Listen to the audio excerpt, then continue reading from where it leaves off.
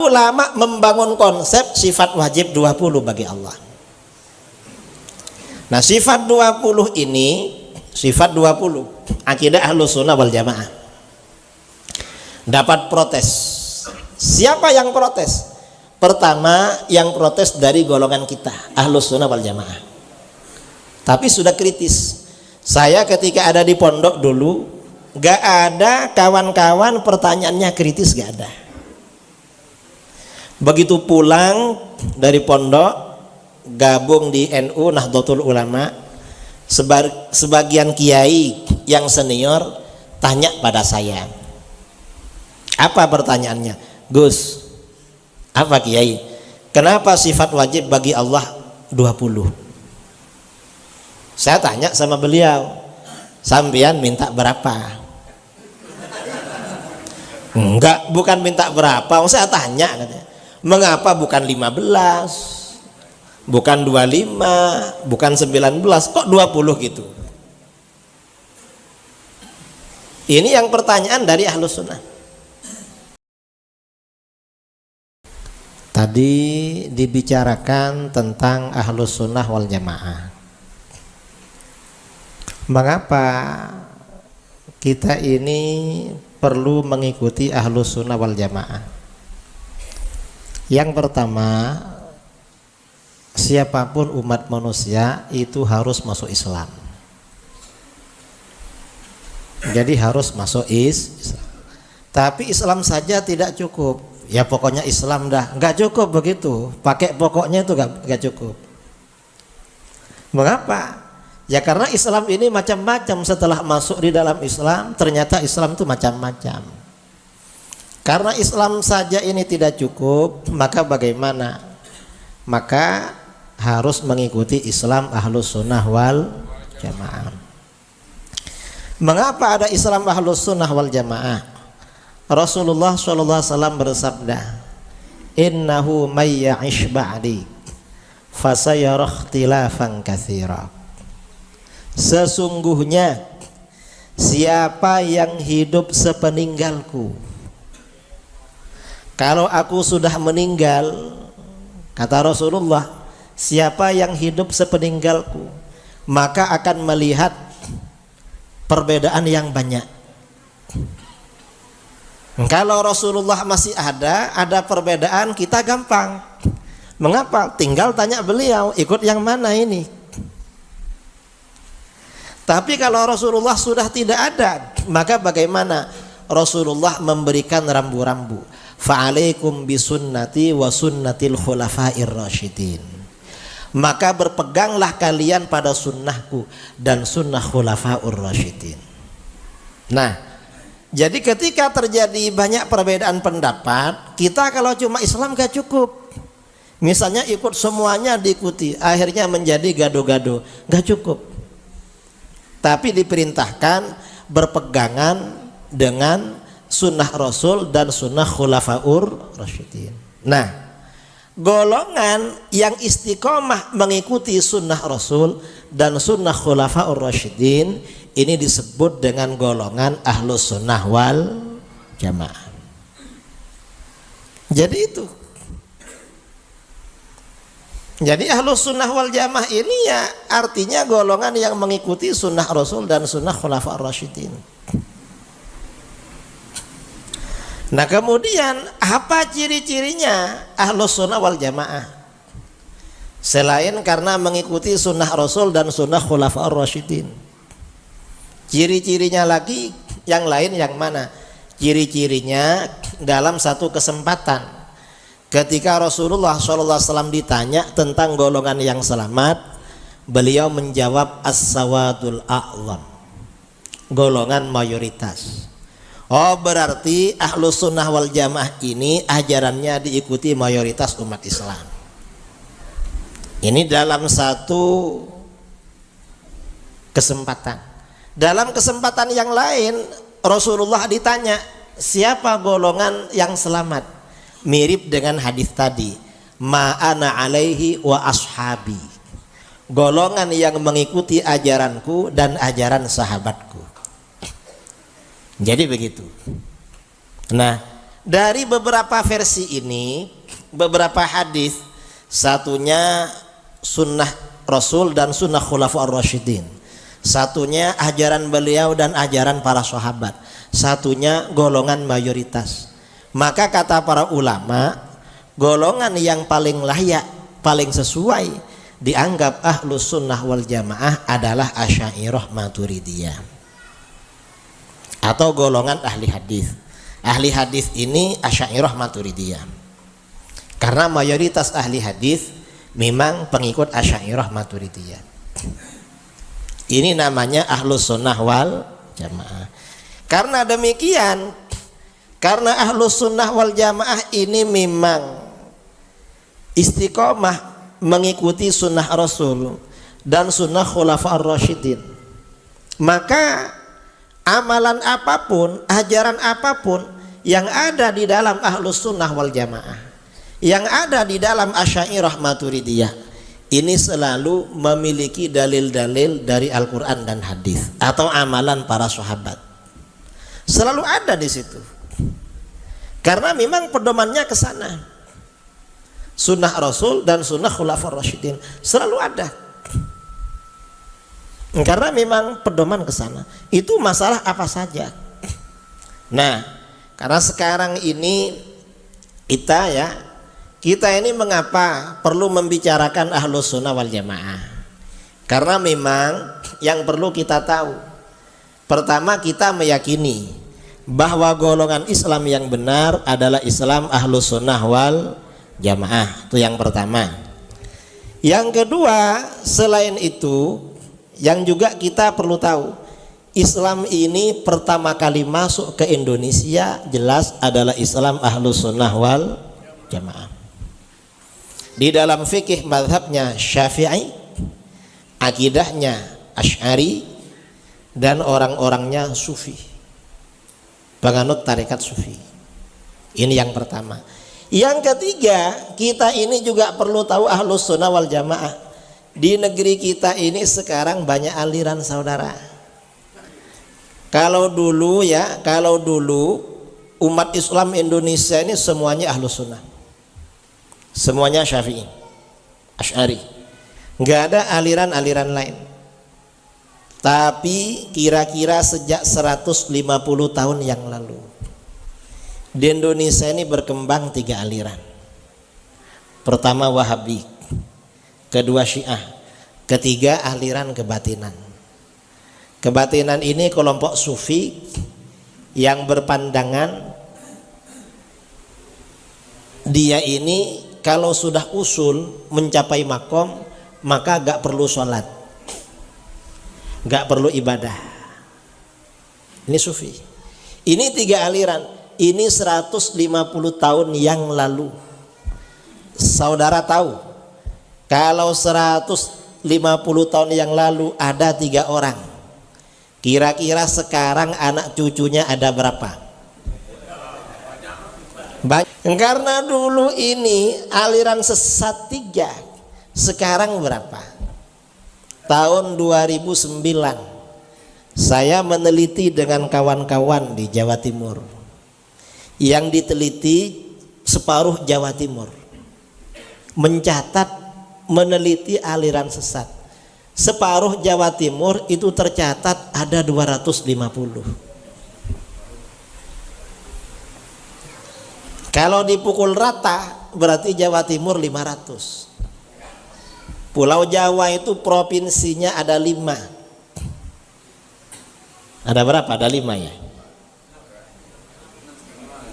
6 ya, ada 6. Kalau tiap provinsi ada 500, berarti di Jawa ada berapa? Ada 3000, tambah Sumatera Barat, Sumatera Utara. Ramai di negeri kita ini aliran sesat. Nah, sebagian dari aliran ini mengaku ahlus sunnah wal jamaah. Ngakunya begitu. Makanya kita ini harus tahu siapa ahlus sunnah wal jamaah. Nah, ahlus sunnah wal jamaah ini kita bicara akidah sekejap aja ya. Setelah akidah sebagian ajaran dan mungkin nanti tanya jawab.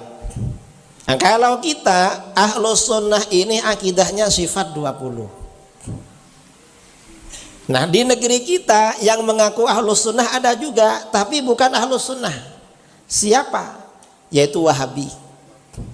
Wahabi ini gak mau disebut Wahabi, tapi mengaku Salafi. Salafi itu artinya apa? Kata mereka, ikut ajaran salaf.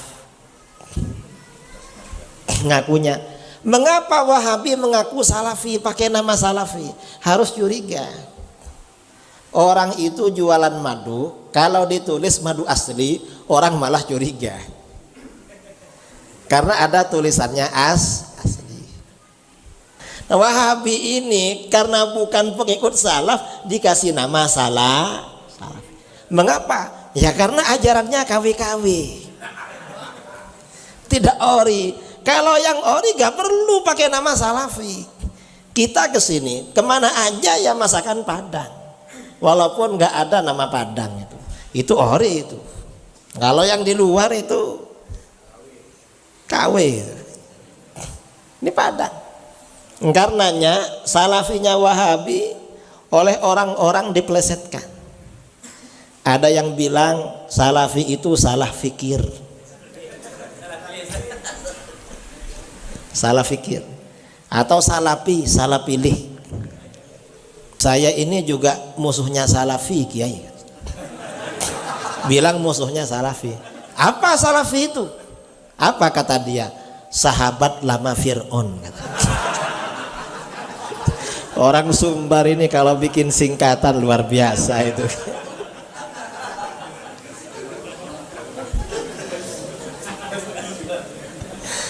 Saya baru di sini dengar singkatan baru Salafi itu. Yang kita di Jawa gak berani bilang begitu, bilangnya cuma salah fikir gitu aja. Jadi Salafi itu sahabat lama Fir'aun, tapi bukan saya loh, kata orang Sumbar itu. Nah, Ahlus Sunnah wal Jamaah itu akidahnya sifat 20. Kalau Salafi atau Wahabi akidahnya tauhid bagi 3.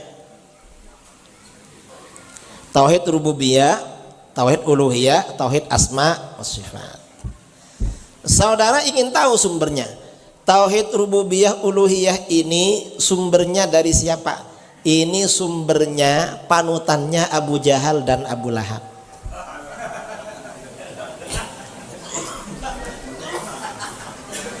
Enggak percaya? Coba buka ya di daerah saya di Jember, Jawa Timur. Tokoh Salafi itu orang Sumbar semua. Ada orang Sumbar kuliah di Madinah jadi Wahabi, malah pergi ke tempat saya. Jadi yang nakal-nakal dikirim ke Jawa di sini itu. Yang keras-keras dikirim ke sana. Nah, ini ustadz-ustadz salaf Wahabi termasuk yang di daerah saya, kemana-mana biasanya bagi-bagi kitab Wahabi. Ada kitab Wahabi berjudul Kaifa Nafhamut Tauhid, bagaimana kita memahami tauhid, karangan ulama Wahabi Ahmad bin Muhammad Bashmil. Dalam kitab ini halaman 16 ada bab berjudul Tauhidu Abi Jahlin wa Abi Lahabin. Bukti bahwa Abi Jahal dan Abi Lahab itu orang bertauhid. Artinya apa? Di antara keimanan orang-orang Wahabi beriman bahwa Abu Jahal dan Abu Lahab orang bertauhid.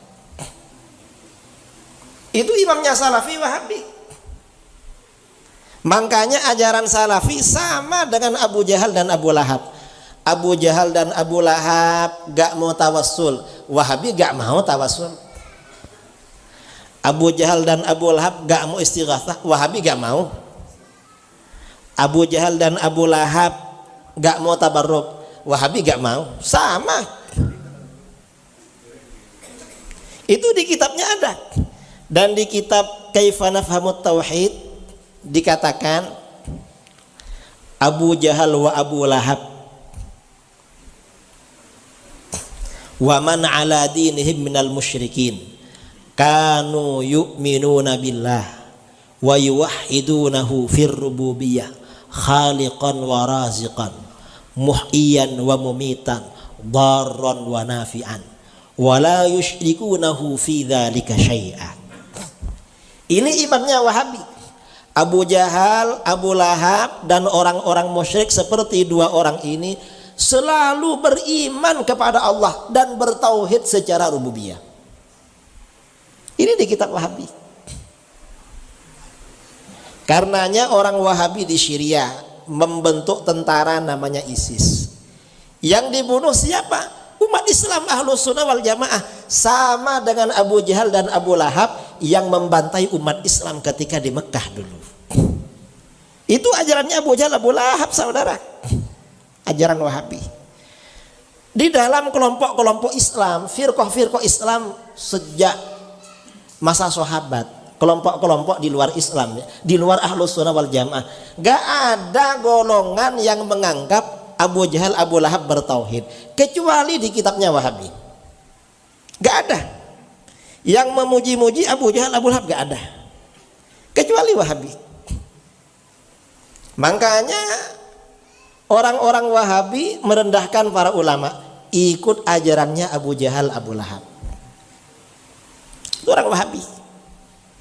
Dan ini si Wahabi ini di kitabnya tadi bilang, ajibun wa gharib ayyakuna Abu Jahal wa Abu Lahab aktsara tauhidan lillah wa akhlasa imanan bihi minal muslimin alladzina tawassaluna bil awliya was salihin.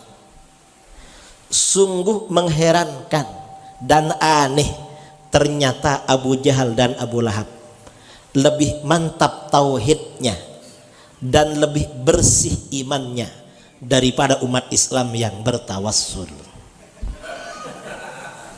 Artinya apa? Kata Wahabi, Abu Jahal, Abu Lahab ini lebih bertauhid, lebih beriman daripada kalian. Ini ajaran Wahabi. Ajaran Wahabi. Jadi sumbernya Abu Jahal, Abu Lahab.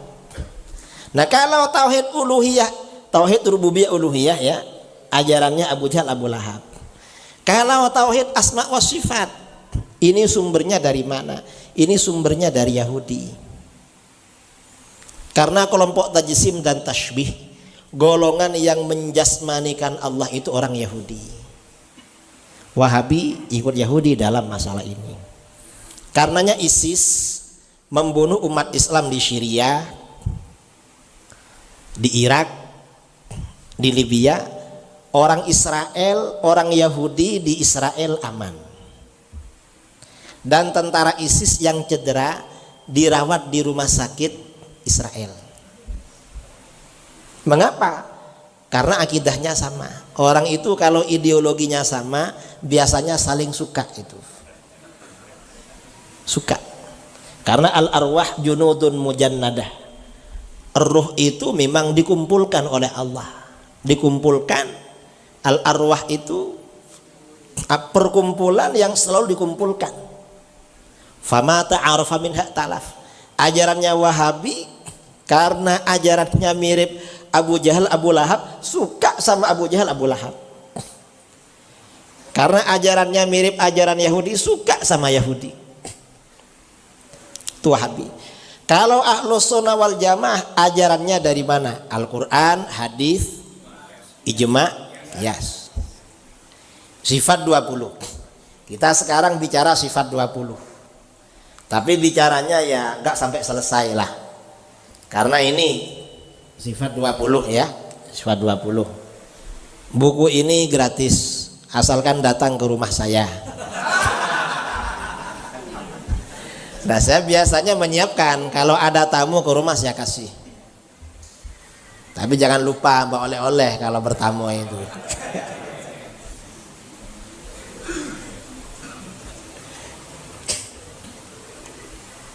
Nah, mengapa para ulama membangun konsep sifat wajib 20 bagi Allah?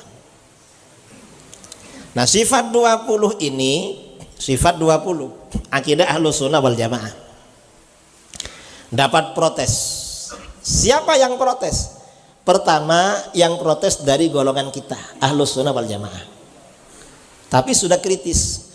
Saya ketika ada di pondok dulu, gak ada kawan-kawan pertanyaannya kritis, gak ada. Begitu pulang dari pondok, gabung di NU Nahdlatul Ulama, sebagian kiai yang senior tanya pada saya. Apa pertanyaannya? Gus, apa kiai? Kenapa sifat wajib bagi Allah 20? Saya tanya sama beliau, sampean minta berapa? Enggak, bukan minta berapa. Saya tanya katanya, mengapa bukan 15, bukan 25, bukan 19, kok 20 gitu? Ini yang pertanyaan dari Ahlus Sunnah. Kalau orang Wahabi beda lagi. Saya ngisi kuliah umum di University Teknologi Malaysia di Johor. Ada orang tanya, Pak Kiai, kata Wahabi sifat 20 itu bukan dari Islam. Loh, dari mana katanya? Katanya dari ahli filsafat Yunani.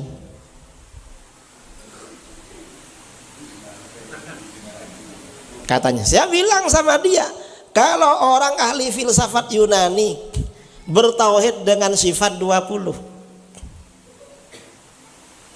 berarti ahli sifat. Kalau ahli filsafat Yunani meyakini sifat wajib 20, berarti mereka ahli tauhid. Kalau Wahabi ingkar, menolak sifat 20, berarti komunis. Gak percaya wujudnya Allah, komunis. Wujud adanya Allah, kan komunis berarti. Gak percaya kidam, komunis. Gak percaya pokok, komunis. Wahabi itu ngawur saudara, gak tahu apa isinya, langsung ditolak. Itu namanya orang bodoh. Orang bodoh kalau yang dulu masih bagus. Dulu itu orang bodoh tahu kalau dirinya bodoh. Yang sekarang ini orang bodoh gak tahu kalau dirinya bodoh dan menganggap kebodohannya sebagai ilmu. Karenanya protes ulama-ulama besar dari dulu. Ulama-ulama besar diprotes semua sama dia. Dirinya bodoh, gak tahu dirinya bodoh. Kan bahaya itu. Dikiranya dari filsafat Yunani. Ngawur. Nah, sifat 20 ini mengapa para ulama membangun konsep sifat 20? Yang pertama, tujuan sifat 20 itu mengantarkan kita makrifat kepada Allah. Apa makrifat itu? Makrifat itu kenal. Kita ini kalau kenal dengan orang, misalnya Ustadz siapa? Uwas pernah ke sini? Belum ya? Ustadz Jel ya, Ustadz Jel. Kenal Ustadz Jel, ya tahu orangnya, kemudian penampilannya, keahliannya, kan tahu kenal dengan orang. Kepada Allah kita ini wajib kenal, wajib makrifat. Sementara di dunia kita gak bisa melihat Allah. Maka makrifat kepada Allah adalah melalui sifat-sifatnya, dan itu sifat 20.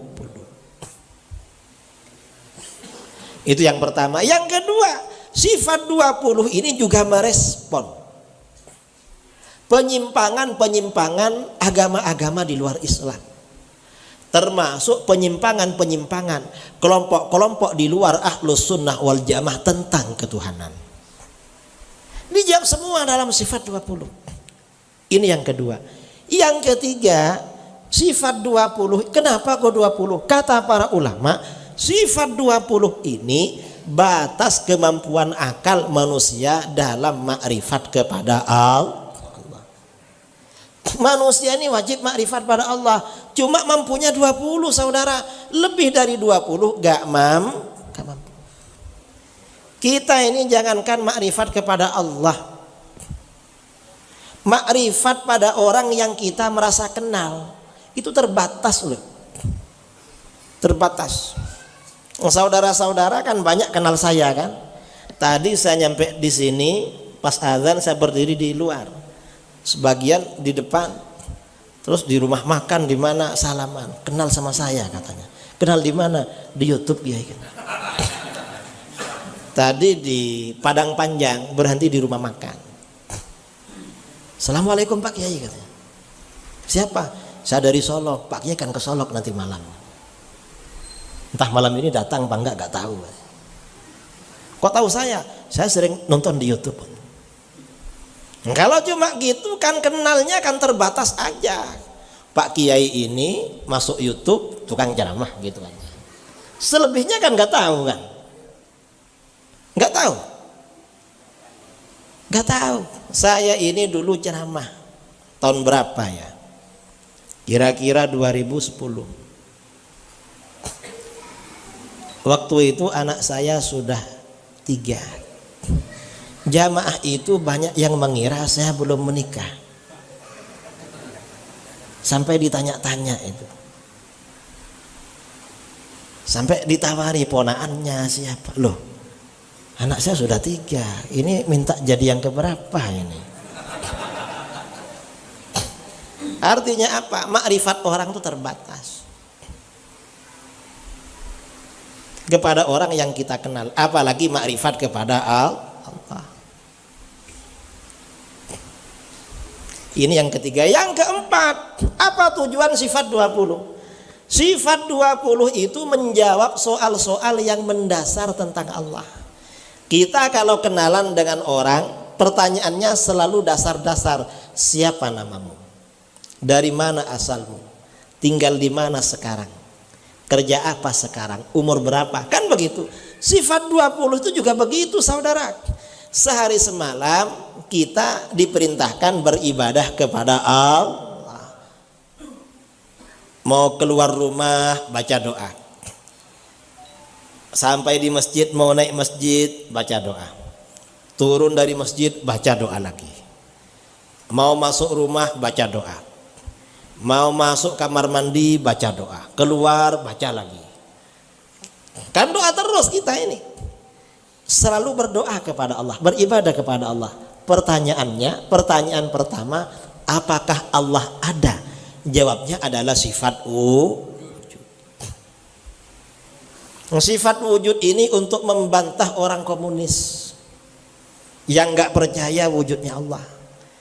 Karenanya jangan diremehkan tentang dalil sifat wujud. Anak-anak kita, generasi kita jangan sampai gak tahu dalil wujudnya Allah. Mengapa? Kalau gak tahu dalil wujudnya Allah, lalu anak kita setelah lulus SMA kuliah di UIN, Jakarta, Jogja, Jawa Tengah. Karena orang Padang nih suka kuliah di Jakarta, suka di Jogja. Mungkin jarang yang kuliah di sini. Sukanya keluar Sumatera biasanya. Nanti sampai di sana jumpa dengan dosen-dosen terpengaruh komunis, diajak ragu-ragu wujudnya Allah. Na'udzubillah min dzalik. Harus kuat dalil wujudnya Allah. Saya agak akan bercerita dalil wujudnya Allah, insyaallah ya.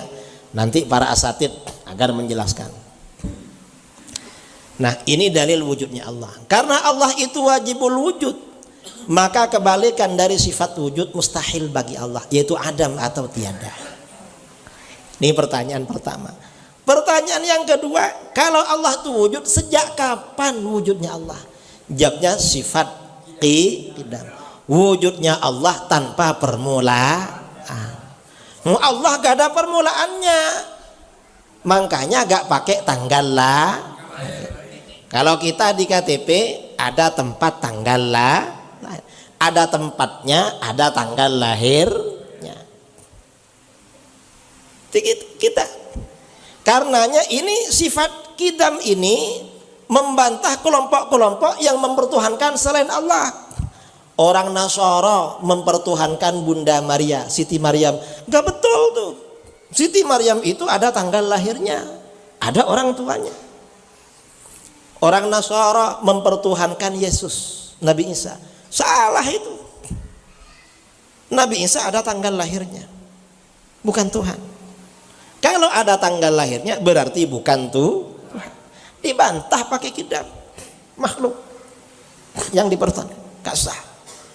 Karenanya kebalikan dari qidam, Itu hudus, mustahil bagi Allah. Ini pertanyaan kedua. Pertanyaan ketiga, Allah yang wujud dan kidam, sampai kapan wujudnya? Jawabnya adalah Allah maha kekal, maha abadi. Maka yang gak kekal, yang gak abadi bukan Tuhan. Orang Nasoro mempertuhankan Bunda Maria, bukan Tuhan. Siti Maryam dah wafat. Mempertuhankan Nabi Isa, bukan Tuhan. Orang Nasoro meyakini sudah wafat, kita meyakini belum wafat, tapi akan wafat nanti setelah turun ke dunia. Kapan turunnya kita gak tahu. Dan tanda-tandanya macam masih lama. Artinya kalau bapak-bapak yang ada di sini mungkin sudah gak ada. Saya mungkin juga sudah gak ada mungkin. Entah anak cucu mungkin. Ini Nabi Isa. Ini pertanyaan 1, 2, 3. Karenanya kebalikan dari baqa, yaitu fana, rusak, binasa, mustahil bagi Allah. Kalau kita ini gak baqa, karena gak baqa maka ada tanggal matinya, kelahirannya ada ulang tahun, matinya ada acara haul. Tuhan gak ada ulang tahunnya, gak ada haulnya, gak ada. Ini pertanyaan ketiga. Pertanyaan keempat, Allah yang wujud kidam baqa seperti apa? Jawabnya adalah mukhalafatu lil hawadits. Allah itu tak serupa dengan apapun perkara yang baru. Di dalam Al-Quran, laisa kamitslihi syai', tidak ada sesuatu apapun yang menyerupai dengan Allah. Tidak ada sesuatu apapun yang serupa dengan Allah. Mengapa Allah gak serupa dengan apapun perkara yang baru? Karena kalau Allah serupa dengan satu perkara yang baru, berarti Allah juga baru. Karena setiap sesuatu pasti punya hukum yang sama dengan apa yang serupa dengannya. Sedangkan Allah wajib bersifat kidam, wujudnya tanpa permulaan. Berarti Allah tak serupa dengan perkara baru. Nah, sifat mukhalafatul hawadits ini menolak terhadap faham Wahabi. Apa kata Wahabi? Kata Wahabi, Tuhan itu mukhalafatul hawadits tapi tak begitu mukhalafatu. Mengapa? Ada mirip-miripnya. Kata Wahabi, Tuhan itu mirip seorang laki-laki yang masih muda, belum berjenggot, tingginya kira-kira 30 meter. Tuhannya Wahabi. Akidahnya Wahabi dalam masalah ini mirip akidah Yahudi. Kata Yahudi, Tuhan itu seperti seorang laki-laki yang sudah tua, rambut dan jenggotnya putih semua, tingginya 30 meter. Bedanya Tuhannya Yahudi lebih tua daripada Tuhannya Wahabi. Karenanya akidah Wahabi adiknya akidah Yahudi. Makanya disingkat Wahyudi. Wahabi adiknya Yahudi itu. Mirip saudara. Ini yang disebut tauhid asma wa sifat. Kalau kita gak serupa, Tuhan itu gak serupa dengan apapun perkara yang baru. Karenanya kata ulama salaf, kullu ma khatara bi balik fallahu bi khilafi dzalik. Apa saja yang terlintas dalam pikiran kamu, Allah gak serupa dengan itu. Mengapa? Semua hasil pikiran manusia itu adalah reka-reka dari apa yang pernah dia lihat dari pandangan matanya. Sedangkan apa saja yang pernah dia lihat itu perkara baru. Dan apapun yang dia pikirkan gak akan terlepas dari perkara baru. Meskipun di alam nyata tidak ada, tapi bagian-bagiannya pasti ada di alam nyata. Contoh ya, sekarang ini kan bulan Rajab, momen-momen Isra Mi'raj. Umat Islam dulu, bukan cuma Islam Indonesia ya, umat Islam di mana-mana dulu kalau sudah bulan Rajab, penjual gambar di pasar-pasar menjual gambarnya borok. Ingat gambarnya borok, nanti taruh di dinding.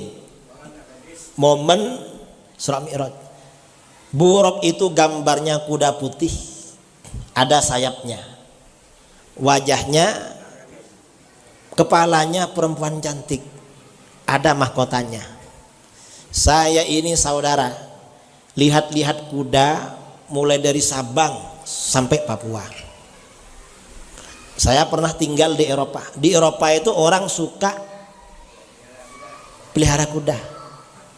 Saya cari kuda kayak itu, walaupun gak ada sayapnya lah, yang penting wajahnya perempuan cantik.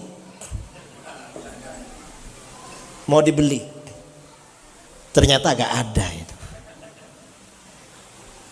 Nah, walau ini kuda seperti itu, walaupun di alam nyata gak ada, tapi bagian-bagiannya kan biasa kan. Ya badannya kuda ya kayak itu. Sayapnya ya kita tinggal pilih-pilih. Apakah pakai sayap ayam, apa sayap bebek, apa angsa, apa merpati, terserah suka-suka. Kepalanya pakai wajah perempuan cantik. Ini apa, mau cari gadis Jawa atau cari gadis Minang atau cari mana, Melayu atau cari gadis Aceh, kan dekat-dekat sini. Terus mahkotanya pesan sama pandai besi. Nah, artinya apa? Manusia ini mereka-reka apapun yang gak ada di alam nyata, hasilnya tidak akan keluar dari apa yang pernah dia lihat.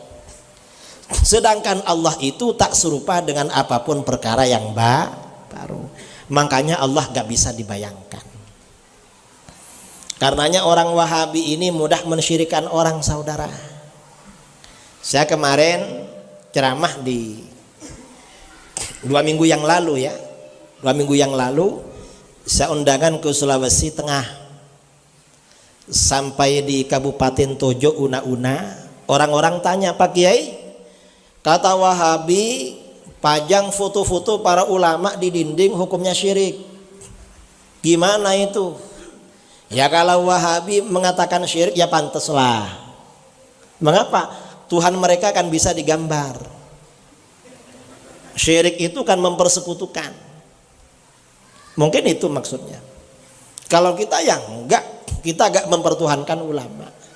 Bahkan fatwanya guru kita Syekh Nawawi Banten, Imam Nawawi Banten ya, gurunya para ulama Nusantara, termasuk gurunya Syekh Ahmad Khatib. Syekh Nawawi ini gurunya Syekh Ahmad Khatib ya. Dalam kitabnya Nuruz Zalam mengatakan memajang foto ulama di dinding itu termasuk bid'ah hasanah. Mengapa? Menanamkan rasa cinta keluarga kita kepada ulama. Karena akhir zaman seperti sekarang, militansi agama semakin tipis, saudara. Ilmu agama juga semakin tipis. Kalau gak pakai itu gak kenal pada ulama. Perlu memang. Ini untuk menanamkan rasa cinta dan haibah para ulama di hati umat. Pakai foto. Nah, kembali kepada yang tadi. Ini artinya apa? Mukhalafatul hawadits ini untuk menolak Wahabi. Di antaranya kelompok Mujassimah. Ini pertanyaan keempat. Pertanyaan kelima, Allah yang wujud, qidam, baqa, mukhalafatul hawadits, alamatnya di mana? Jawabnya adalah qiyamuhu binafsihi. Allah berdiri pada zatnya sendiri. Artinya apa? Allah gak butuh pada tempat dan gak butuh pada yang menentukan, yang mengatur-ngatur atau menciptakan. Mengapa gak butuh? Yang namanya butuh itu bukan sifatnya khalik, tetapi sifatnya Kalau kita butuh pada tempat, dan tempatnya harus enak, gak boleh panas, makanya ada kipas-kipas. Kalau panas kita gak tahan. Kalau ada kipas, kadang-kadang kedinginan, akhirnya ngantuk itu. Ya bawaan, ya karena kita ini butuh. Allah nggak butuh pada tempat. Kalau Wahabi beda saudara jawabannya. Wahabi ditanya, alamat Tuhan di mana? Loh, kamu belum tahu? Kamu tahu? Ya tahu. Di mana? Di arsy. Wah, jauh sekali ya. Kalau kita perlu pada Tuhan, gimana caranya? Pesawat kan belum ada ke arsy. Dan kalau ada, kira-kira vaksinnya berapa kali itu? Karena mau ke Sumbar aja harus vaksin saudara. Kalau gak vaksin gak bisa nyampe sini nih. Apa kata Wahabi? Loh, jangan khawatir. Walaupun ada di arsy, setiap pukul 3 pagi Tuhan itu turun ke langit pertama di dunia. Loh, ngapain turun? Untuk mendengar doa kamu. Makanya pukul 3 bangun sholat tahajud. Wahabi ditanya, memangnya kalau gak turun Tuhan gak dengar? Bingung dia. Nanti jawab gak dengar kafir. Karena mengingkari ayat Al-Quran wa huwas sami'ul basir. Nanti jawab dengar, takut ditanya lagi. Ya sebenarnya dengar sih. Ditanya, kalau dengar ngapain turun? Gak bisa jawab. Ditanya lagi dia, Wahabi, Tuhan itu turun pukul 3, itu pukul 3 ikut waktu daerah mana itu? Karena di Indonesia pukul 3 ini dibagi 3. Dan kalau waktu istiwa dibagi banyak sekali, pukul 3-nya beda-beda tiap daerah. Wahabi bingung. Akhirnya apa kata dia? Ya turun teruslah, sesuai dengan pukul 3 daerah masing-masing.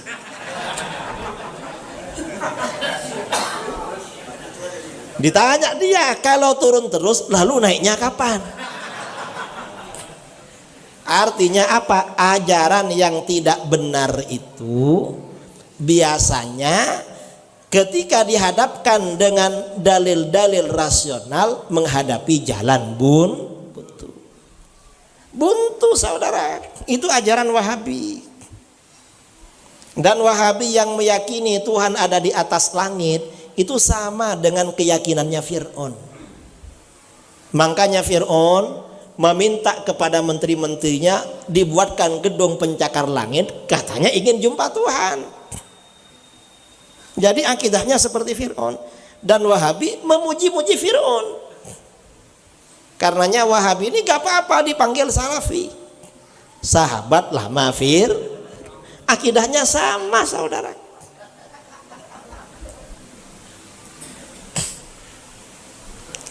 Nah ini namanya sifat 20 ini akidah Ahlus Sunnah wal Jamaah.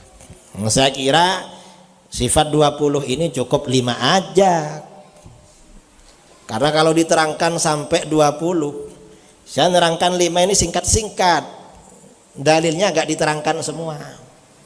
Karena ini 5 ini kalau diterangkan secara agak detil 1 jam. Kita agak perlu lama-lama lah.